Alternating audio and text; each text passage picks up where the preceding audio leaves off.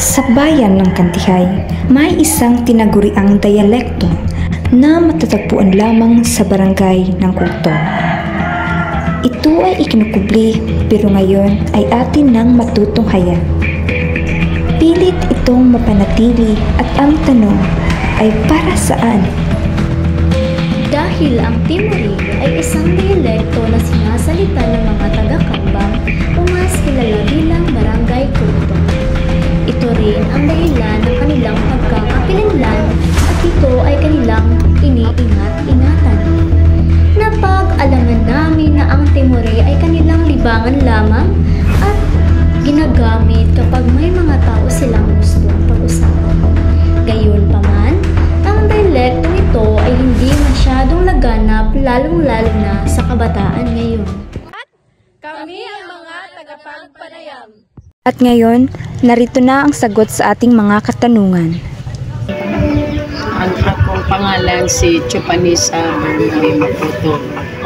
Panisa at akong nickname. 63 years old. So, amo nang sugdan ang mga interview. Sige. Among unang question kay, para nimo unsaag ka ng sinugdanan sa dialekto nga Timuri? Anong gihimo man siya nga dialekto sa Timuri? Sa akong nahibaw-an, sukat sa una pa, wa pa mi nga tao, naanad sud ng Timuri.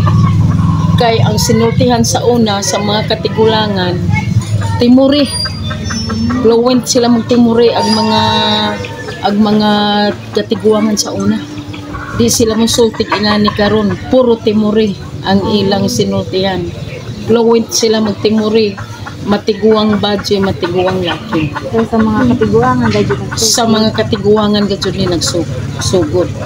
para jud na particular nga barangay gigamit ang dialect nga Timuri. Ang origin jud ani kay ano man Diyos Kugtong. At sa aming paglalakbay, may nakita kaming isang tatay at siya ang napili naming makapanayam.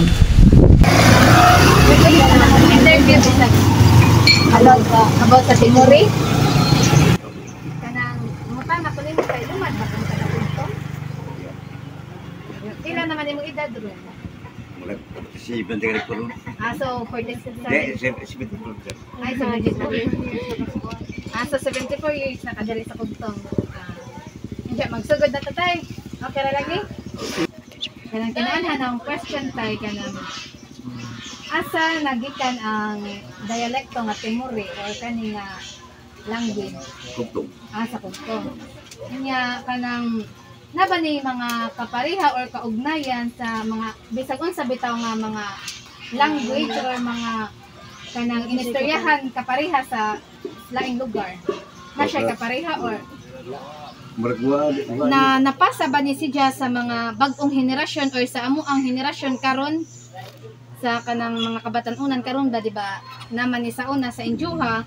So naipasa ba ni or na naila ba ning na maintain karon nga kanang ang Timurin ila ba ning na padadyon sa mga batan-on or wala na? Wala na.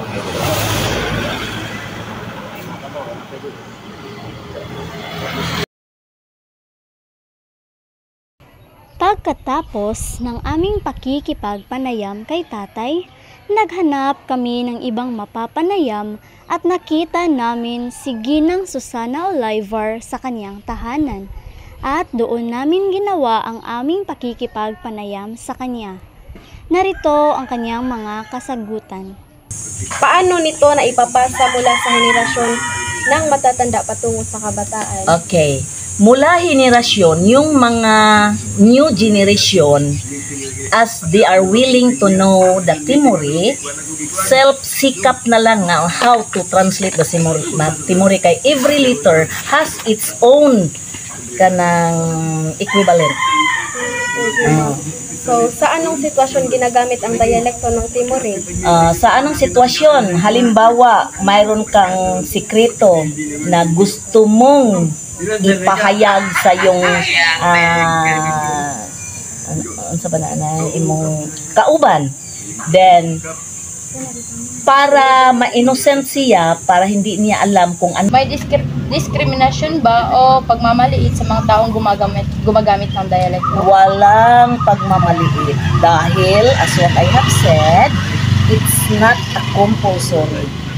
It's our own. It's our initiative. Kay wala man yan sa paaralan. Hindi yan itinuro. Oo, kahit sa lower grade, no. Hindi yan part sa curriculum.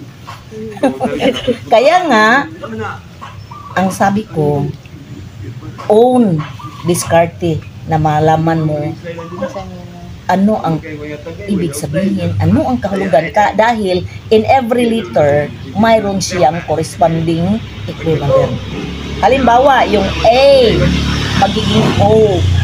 Imbis may ingong ka, day, mayroon ka, pos, di ka ka-interpret, anak. Yung, sino yung tinatawag? Sino yung tinawag? Ay, ako pala. Dahil parang stranger ka, so kadalasan may ingong ka, day, dong. So, not using your own name. So, pagkuan mo sa Timore, uy, ikaw gitawag. Kaon ako na mo. Kuam na ta. Sige. Then, sige. Bakit mahalaga ang dokumentasyon ng mga dialekto tulad ng Timore? For kanang ma-preserve lang. For preservation.